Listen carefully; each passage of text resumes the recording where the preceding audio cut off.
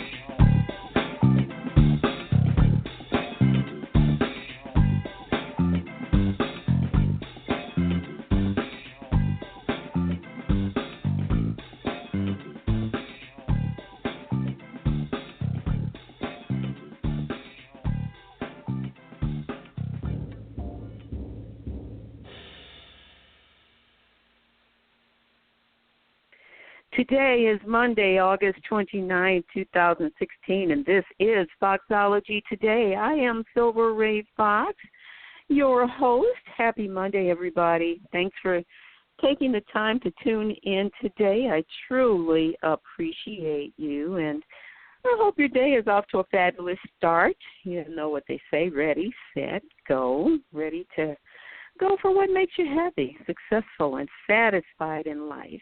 Step to achieve and receive all that God has for you, and going after the things that make you better and more prosperous. As long as you know where you're going, you can get there. I get a real clear vision of the racers when they're at the beginning of their race, how they get in position, and they know exactly that they're going for the win, and that's what I'm talking about, go for the win. And if you're like many of us, you too aspire to get to the finish line, do a lot of things that we hope for, pray for, dream about, things that we whisper to God about, things that we speak into our atmospheres, things that we decree and declare will be so. And why? Because it works. My special guest today has written a brand new book about answered prayer and other things, and it's entitled Time to Believe in Angels, Spiritual Guides, and Yourself. That sounds interesting, doesn't it?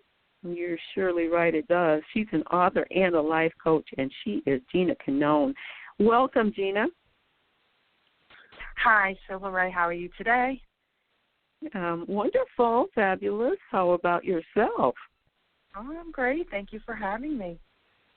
Well, it's good to have you. I find a lot of things very fascinating, and I thought that this would be a very good topic. I've had a couple of people on my show with similar gifts as yours, and it's just very interesting to me to talk about it, because I think we all experience certain things, may not define them as such, as you do as a profession, but I think it's interesting just to be perspective-wise for broadening understanding and wisdom and being educated on a variety of different topics and people. So I do really appreciate you being with me today, and look forward to talking to you about your book. But before we do that, why don't you tell us a little bit about you and your professional background? Yes, I am a certified clinical hypnotherapist. I am also a fine artist. I have a degree in fine art and had a very successful career with that, and I still do some artwork presently. I also am an instructor at the Institute of Hypnotherapy for life coaching and psychic workshops. And I'm an author. I'm also writing a second and a third book, and I enjoy the hypnotherapy. It is a fascinating field, and I incorporate it into my life coaching sessions, because you really have to change the mind to change your life. So hypnotherapy goes hand in hand with that. It's a beautiful way to reprogram yourself and get on track. Right. Again, one of the reasons I wanted to talk to you, because I find it kind of fascinating. When we think in terms of hypnotherapy, I think a lot of people feel like, oh, that's kind of a woo-woo space to to go into. But, the other day I was on the Internet and I saw, I think it was a video from a city in China where there were literally hundreds of people following the Pokemon thingy. I don't even know what to call it. I guess it's a game. I don't have a real thorough understanding of the whole thing other than the glimpses that I see, and I haven't researched it enough to really know. I haven't either. As I watched it, there were just hundreds of people all going in the same direction, barely looking up, but looking at their phones. And I thought, that's such an interesting concept because they look hypnotized. First of all, there's no reality to it, which is mind-blowing. And then you're going somewhere that you don't know really where you're going, looking for something that's not really real. And I thought, what a fascinating thing you can do to the mind. That was not good by any means, in my opinion. And that's just my limited opinion. But it just shows how you can program thinking in a way that it can offer you a variety of types of control, and certainly that can be applied in a way that is very positive for positive change in individuals as well.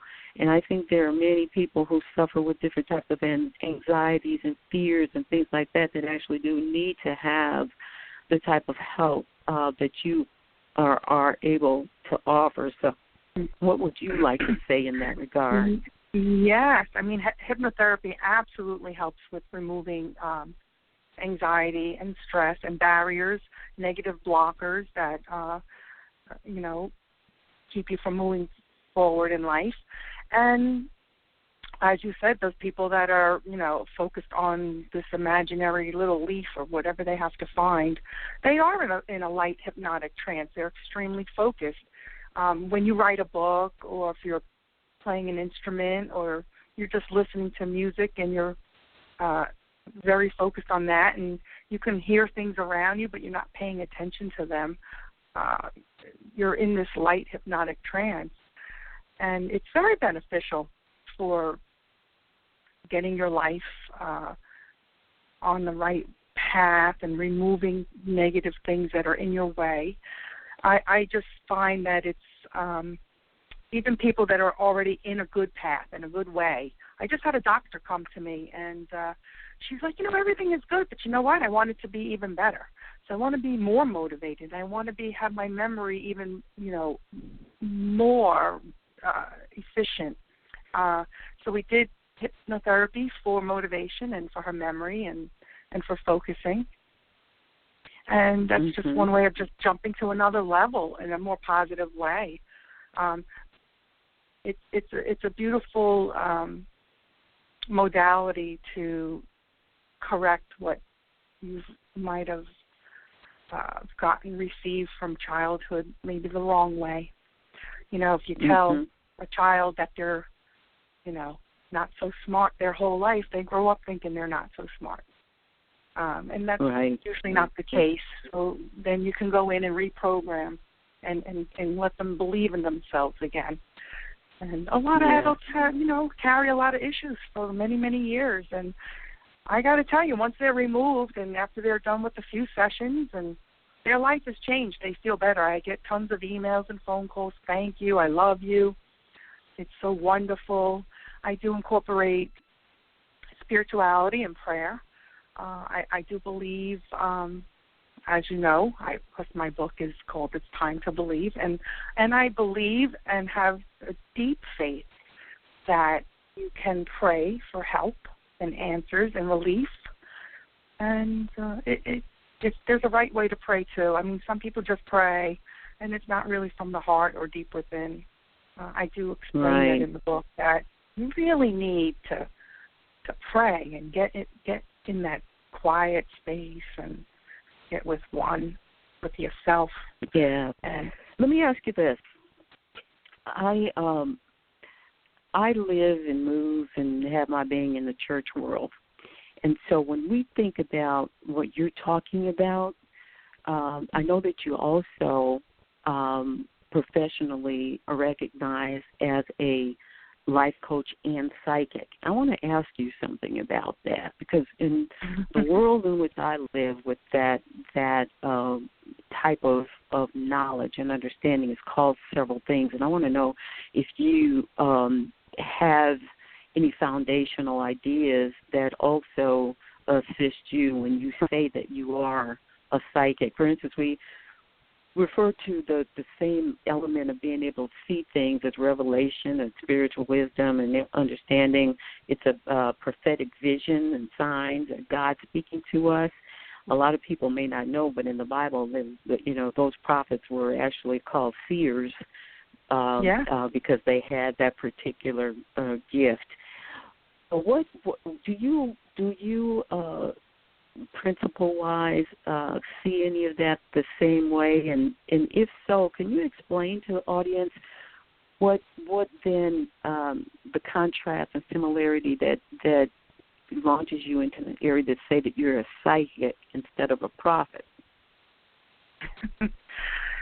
Well, a psychic, for me, my psychic abilities, I'm clairvoyant, which means clear seeing. So I get these visions. And I have gotten so many visions since I'm 10 years old. And through life, every time I would start telling people, what I'm seeing and what's going to happen, it would happen. And, my mother was, okay, there's something a little different about her.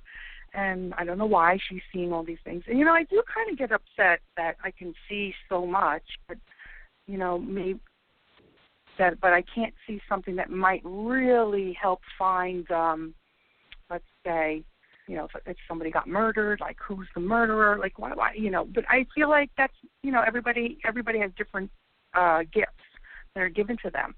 I see mostly positive things for people or direction that they should go in. I do see some negative, but I see the negative more of I can see illness.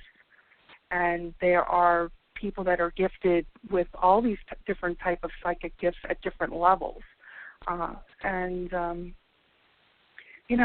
it very beneficial. I did get, you hear different type of voices. Your own inner voice is one voice, but then sometimes you can hear an actual voice that sounds very different. I feel as an angel's voice or something from above, and you can get these messages through dreams, or just that I get them through like quick visions and dreams. I've gotten warning dreams where people one example of that is like I kept dreaming 3 nights in a row that I was hitting a pole on the parkway, and I had a choice. I could hit the vehicle next to me, and there'd be children that would have died, but I would have survived. And I chose to go left, hit the pole, and die so that I would not harm that family. And I kept thinking, wow, maybe I'm being tested. But by the third night, I was, this is happening again. It's a third night of this dream. And that third night, I actually died in my dream, and I hovered over, and I was really scared. I said, something's not right. Like, I would dream this 3 times in a row. They really want to send me a message. So I'm checking my truck, and I'm checking the brakes, and I'm doing all this stuff, and everything's fine. But I put a little sticky on my steering wheel, and I said, go get your truck checked before you go on the highway. So I go, and my friend owned the place, and he's like, Gina, I drove your truck around a few times. It sounds perfectly fine. There's nothing wrong. I said, can you put it on the lift, because I really just want everything checked. And he was kind of busy that day, and he was a little annoyed, but he's like, oh, okay, I'll do it. He came back and said, I don't know how you would know this, but all 4 of your brake pads are out. They made no noise. There was no reason for you to think that your brakes were not going to work, but you would have just been driving and had no brakes. And I said, well, I dreamt 3 nights in a row that I died on the parkway, and I was afraid to actually go on that parkway. So I feel like that was a warning, and I got saved from, a terrible accident. And I feel like people get signs like this all the time. And, that's my clairvoyant side. I have, that clairvoyant gift and the psychic gifts. They're wonderful. I feel very blessed to have them. Very blessed. Mm-hmm. I do a lot of readings, and people, I do automatic writings in my readings too. And people, sentences come out. They're not my sentences. They're sentences from spirit. And people are just amazed. They're like, you could never know this. I just feel it's a blessing. It works hand in hand with hypnotherapy. Everything that I do is all intertwined. And it's this beautiful package for me. And with the life coaching, spiritual life coaching, I really would like people to find that place of happiness and their true path, and not to be afraid, to take chances. A lot of things hold people back. Well, you know what, Gina? I agree with you. In fact, factually know that many of us, most of us, and maybe all of us have impressions and images and visions and dreams.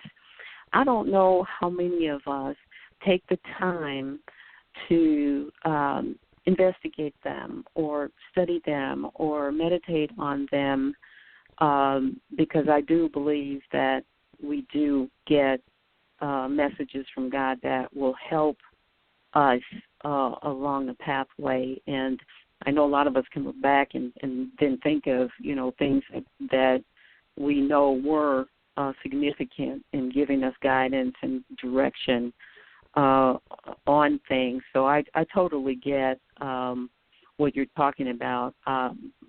It very often it's so accurate that you know yourself. I think you said a key thing is, people don't take time. They're not still enough. We're typically in a mindset where we're way ahead of today and what we want to do. We're not so centered and focused on today as in the moment, like so many of us need to be, because we certainly can't advance into tomorrow or the next minute or hour in any kind of way until it's actually upon us. But I really do believe that those messages can come to us profoundly in a profound spiritual way if we stop long enough to listen and understand that that's what's happening for us. And again, the greater contrast is as I said, because we're speaking about the same thing in two different worlds, but it's either way, we have to understand that there are angels to guide us. There is spiritual guidance. There is the element of God speaking to us along the way. And we need to know that those are typically very helpful messages that are coming to us to help us. So yeah, I think they're the most powerful tools you have. These are the most powerful tools, and once you can learn how to use them, and that's why I wrote the book. I really want people to know, and they can count on it. I each and every day I live by that. I don't have any fear. It's such a free place. It's such a beautiful place to be. It did take me a long time to get there. There was nobody really holding my hand along the way either. That was helpful enough. And once you can get past all this and really live that beautiful spiritual life and trust. And I trust my angels and spirit guides more than my family and friends. I will go to them for advice first. Very seldom having to even have to go to my family or friends. That is the true way, and I have not been steered wrong. Family, friends, people tend to just keep going, asking advice all over the place. That makes you more confused. Oftentimes it does. Let me ask you about something in your new book. Your book is about answered prayer, how to get answered prayer. So within the next 5 minutes or so, I would like for you to share some of your thoughts. I'll share some of mine. I think it makes for some fascinating contrast here. But share with us about your experiences to answer prayer, since that's the primary motive and focus in your book. Okay, there's so many stories about me praying, not only for myself, but for other people. And they haven't been easy prayers either. It's not like, I want to be free this weekend to go somewhere. That's like easy. The prayers that I have actually asked for have been extremely heartfelt and difficult. I feel, and when I started getting them answered fairly quickly, I just began to pray more and more. And I just was witnessing a miracle over and over again with the power of prayer. And I noticed if I didn't pray right with the detail that was needed, or I didn't get that full answered prayer. So I was also now honing in my praying skills. But one particular story for me is very heartfelt. My sister never asked for anything in life, and she was having a hard time looking, trying to find somebody she could get married to and she really just wanted one baby. And she wasn't asking for, all these other things. She's fairly simplistic and happy with just a simple, having one child and enjoying life. She likes being a homemaker. So I said this prayer, and I prayed so hard for my sister, and tears were rolling down my eyes. And I prayed beyond what a prayer like you would think would be. And I'm going to let you know what I actually said. But I asked the Lord and the angels to take away from me what I was going to have so that she can have it. I said, I could live without this, but she can't. She cannot go through life without this. She only wants this. And I want other things, and I can live without that. And you have to take it from me and give it to her. And this was the most unselfish prayer I've ever said. And the next day, I was dating somebody, and he had a friend over, and says, do you have any girlfriends? And he looked through some of my pictures, because I had just gotten photos, from the store. We didn't have these crazy iPhones.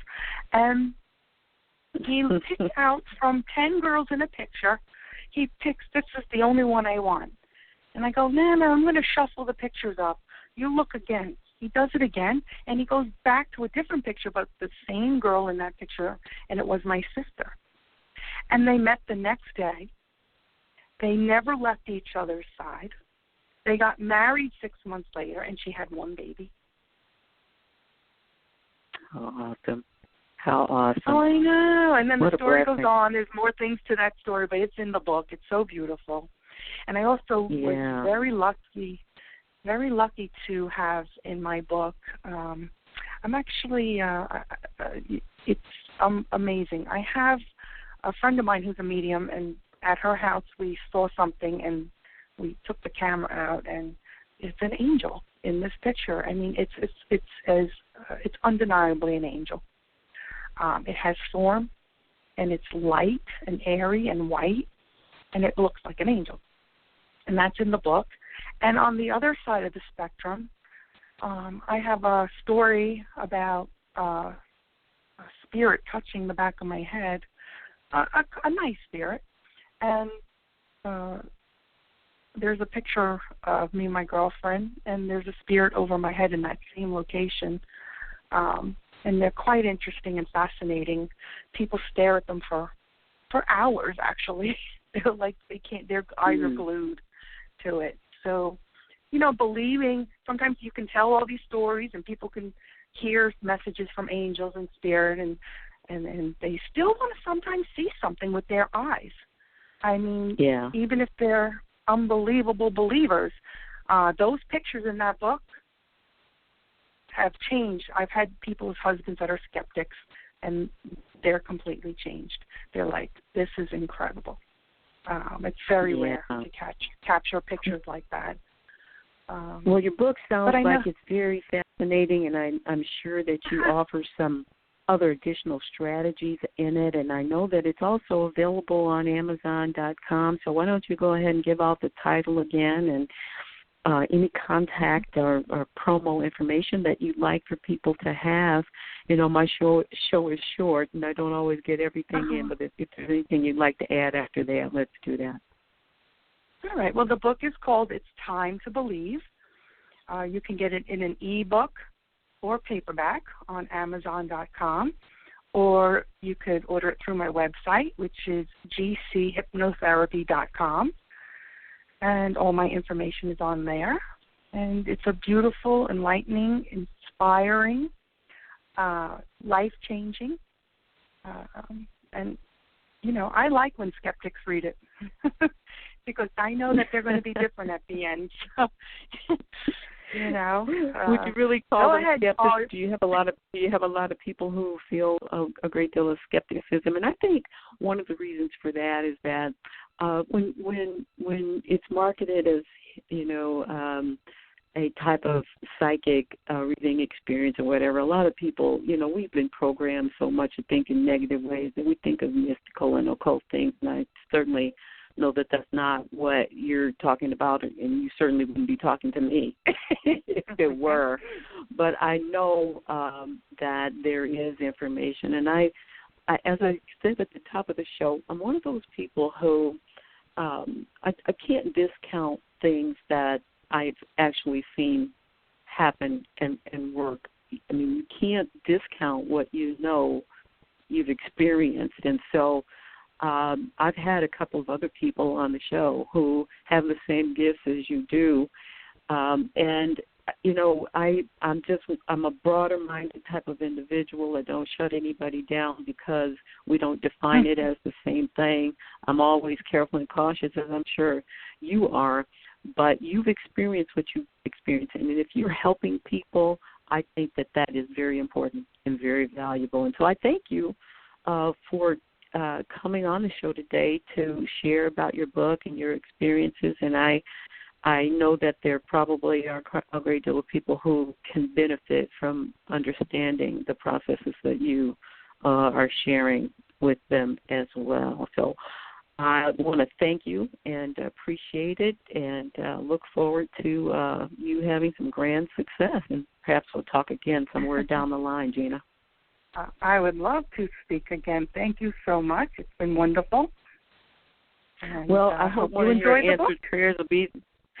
One of your answered prayers will be that you made it to the New York Times bestsellers list. You'll have to come back on and tell us about that. I just did get the go for Barnes & Noble, so I'm working on events for that. And, you know, one step at a time.